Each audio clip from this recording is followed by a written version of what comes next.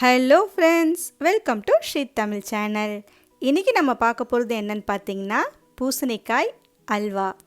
காசி அல்வான்னு கூட இதை சொல்லுவாங்க. கல்யாண வீடுகளில் மிகவும் பிரசித்தம் பெற்ற இந்த காசி அல்வா செய்யறது ரொம்ப சுலபம். வாங்க இதை எப்படி செய்யலான்னு பார்க்கலாம். முதல்ல ஒரு சின்ன வெள்ளை பூசணிக்காயை விதை தோலெல்லாம் சீவிட்டு இந்த மாதிரி கட் பண்ணி எடுத்து வச்சுருக்கேன்.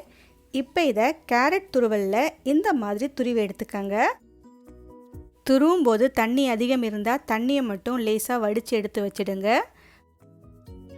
அடுத்து ஒரு அகலமான பேனில் 3 டேபிள் ஸ்பூன் நெய் சேர்த்துக்கங்க. இந்த நெய் லேசாக சூடானதும் கொஞ்சமாக முந்திரி பருப்பு சேர்த்து இந்த முந்திரி பருப்பு லேசாக நிறம் மாறுற வரைக்கும் வறுத்து எடுத்துக்கலாம். முந்திரி இந்தளவுக்கு வறுபட்டு வந்ததும் இப்போ நாம் இதை எடுத்துடலாம். அடுத்து இதே நெய்யில் நாம் துருவி வச்ச வெள்ளை பூசணிக்காயை சேர்த்துக்கலாம். இந்த கப்பால் 4 கப் அளவுக்கு வெள்ளை பூசணிக்காய் துருவல் சேர்த்துருக்கேன். இப்போ இதை ஒரு 2-3 நிமிஷத்துக்கு நெய்லேயே லேசாக வதக்கி விட்டுக்கங்க. பூசணிக்காயிலிருந்து தண்ணி வர ஆரம்பிக்கும். ஒரு 2-3 நிமிஷம் லேசாக வதக்கி விட்டால் போதும். இப்போ இந்த பூசணிக்காய் நல்லா சாஃப்டாக வெந்து வரணும். பூசணிக்காயிலேருந்து வெளியில் வர தண்ணியே போதும். ஒருவேளை தண்ணி பத்தலைன்னா நாம் எடுத்து வச்ச பூசணிக்காய் ஜூஸை கூட சேர்த்துக்கலாம். இப்போ இதை மூடி போட்டு நல்லா வேக விடுங்க. பூசணிக்காய் நல்லா சாஃப்டாக வெந்து வரணும். இடையில திறந்து கலந்து விட்டுக்கலாம். கொஞ்ச நேரத்துலேயே பூசணிக்காய் நல்லா சாஃப்டாக வெந்து வந்திருக்கும். இந்தளவுக்கு சாஃப்டாக வெந்து வந்ததுக்கு அப்புறம் தான் நாம் சர்க்கரை சேர்க்கணும். உங்களுக்கு பார்க்கும்போதே தெரியும் பூசணிக்காய் எந்த அளவுக்கு சாஃப்டாக வெந்து வந்திருக்குன்னு.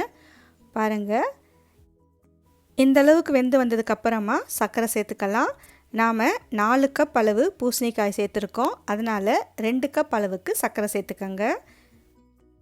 கொஞ்சமாக குங்குமப்பூவை சுடு தண்ணியில் ஊற வச்சு லேசாக கரைச்சி வச்சுருக்கேன். இப்போ இதை சேர்த்துக்கலாம். இதுக்கு பதிலாக எல்லோ கலர் ஃபுட் கலர் கூட நீங்கள் சேர்த்துக்கலாம். இப்போ இதை கலந்து விட்டுக்கலாம். சர்க்கரை சேர்த்ததும் திரும்பவும் நமக்கு அல்வா இலக ஆரம்பிக்கும்.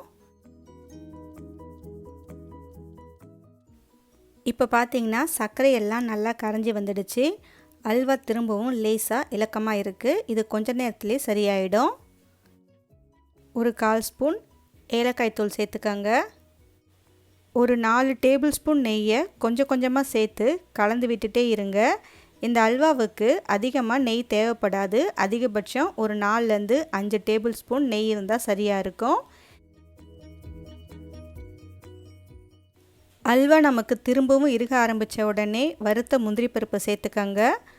கொஞ்சமாக பச்சை கற்பூரம் வாசனைக்காக ரொம்பவே நல்லாயிருக்கும், அதையும் சேர்த்துக்கலாம். இப்போ இதை ஒரு முறை நல்லா கலந்து விட்டுக்கங்க. அவ்வளவுதான். விருப்பம் இருந்தால் கடைசியாக ஒரே ஒரு டேபிள் ஸ்பூன் நெய் சேர்த்து இதை நல்லா கலந்து விட்டுக்கலாம். இந்தளவுக்கு அல்வா ஓரங்களில் ஒட்டாமல் திரண்டு வந்ததுக்கு அப்புறமா நாம் ஸ்டவ்வை ஆஃப் பண்ணிடலாம். அவ்வளவுதான் ஃப்ரெண்ட்ஸ்.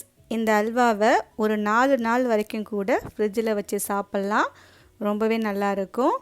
ஓகே ஃப்ரெண்ட்ஸ், இந்த ரெசிபியை நீங்கள் உங்கள் வீட்டில் ஒரு முறை ட்ரை பண்ணி பார்த்துட்டு எப்படி இருக்குன்னு சொல்லுங்கள். இந்த ரெசிபி உங்களுக்கு பிடிச்சிருந்தால் லைக் பண்ணுங்கள், ஷேர் பண்ணுங்கள். ஸ்ரீ தமிழ் சேனலுக்கு சப்ஸ்கிரைப் பண்ணுங்கள். தேங்க்ஸ் ஃபார் வாட்சிங்.